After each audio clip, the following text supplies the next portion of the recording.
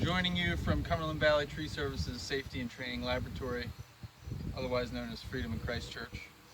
But I want to talk a little bit about anchoring systems in regards to the TCIA tailgate, or the TCIA fatality near miss report, which was a gentleman who was secured to a tree with spikes and a lanyard, ended up cutting himself, and then couldn't come down because he did not have a system that allowed him to come to the ground from where he was at. So we're going to start very basic with traditional climbing system that most everybody should be familiar with. Hitch climber pulley with a VT, which is just going to be secured to a carabiner with your typical anchoring knot.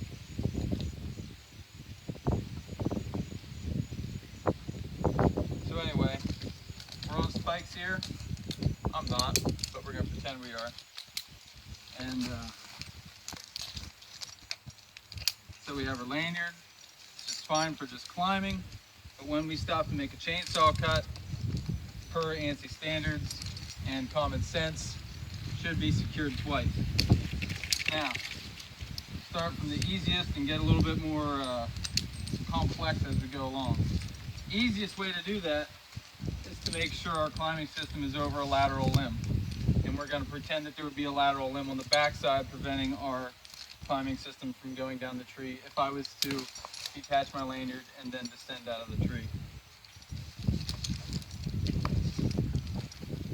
If that is not possible, and most of the time it's not, because we're limbing up a tree as we go if we're on spikes. For an example, a white pine or a spruce tree, we're cutting limbs off up here as we move up the tree. So we're going to need to do something a little different. We're going to start the most basic thing and work our way up. 10 years ago, most people were taught to just choke their climbing line off with a carabiner and call it good. This is bad for a couple reasons. Main reason is because your carabiner on a smaller diameter tree can become side loaded and a lot of pressure be put on that gate and potentially compromise the carabiner and you fall out of the tree. So that can be mitigated with something like a delta link or an oval link, something that's much more rigid and does not have a locking gate. This happens to have a screw gate on it. It is marked and labeled for climbing. This is not something you want to pick up at Quincy Hardware. Quick wrench tight there. Yeah, I forgot to put my climbing line out. Anyway, I use this long enough to get familiar with it. It works just fine.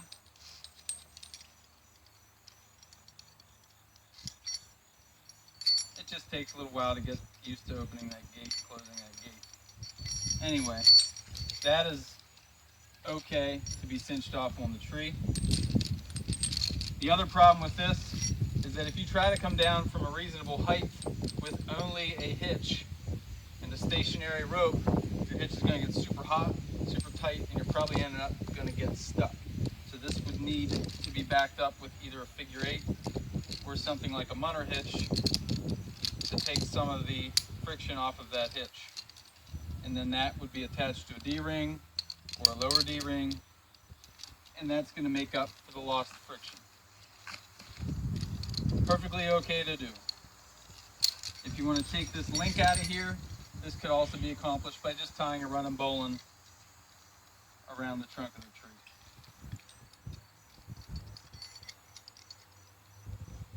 And we're going to take that one step further.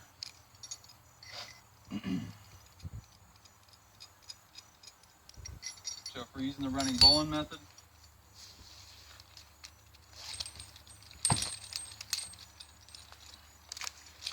if we make our tail a little bit longer,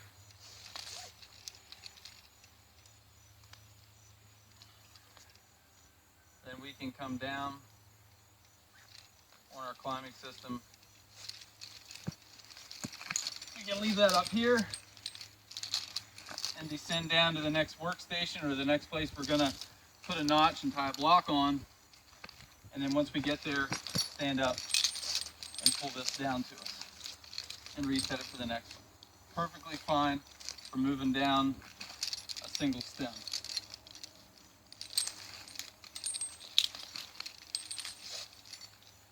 Anyway, we're going to move on from there.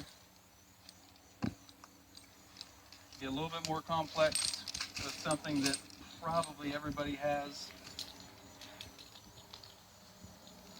and that's a ring and ring friction saver. Mine happens to not be adjustable, which makes it a little bit more,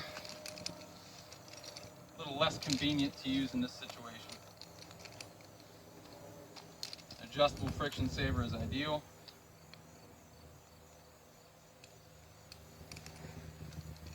If you've never seen this done,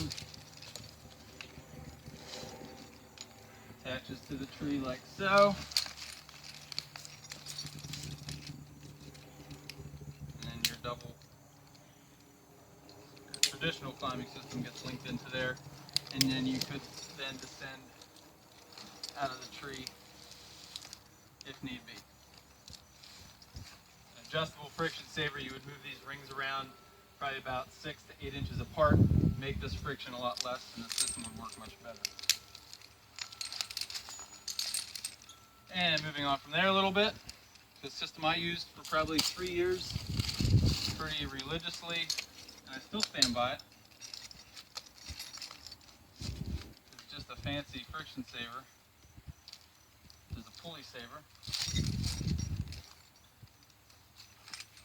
in which my climbing system's routed through the pinto pulley there. And then I can come down or work off that. Straight to the ground. The nice thing about this, I can go straight to the ground and still remove it.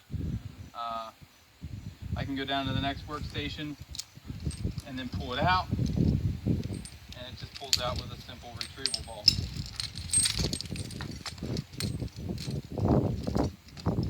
Moving on to SRT, which is what a lot of people have gone to and what works really good for this type of work.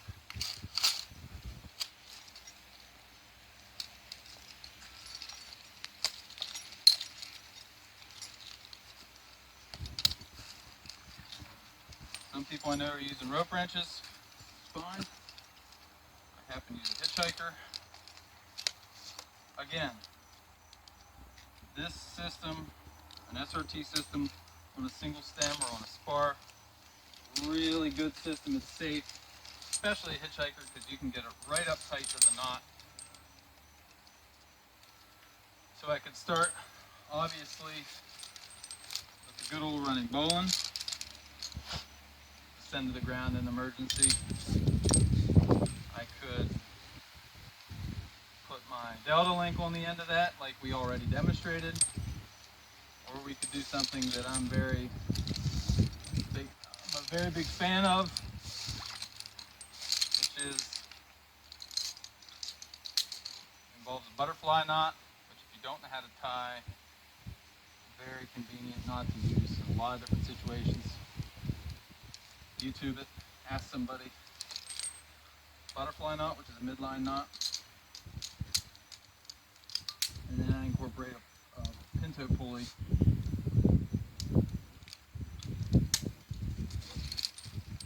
and that cinches on the tree, and then I can come down, move that up a little bit. I can come down to my next workstation, and I'll just leave that on the tree the whole way down until I'm done rigging. When I get to the next workstation, I just simply stand into my lanyard, pull that down to the next place. Keep in mind, I'm not loading the carabiner here. I'm simply trapping the rope inside the pulley with the carabiner, so it acts more like a pin than it does a connecting link. You could also use the same system, something a little bit cheaper than that pulley,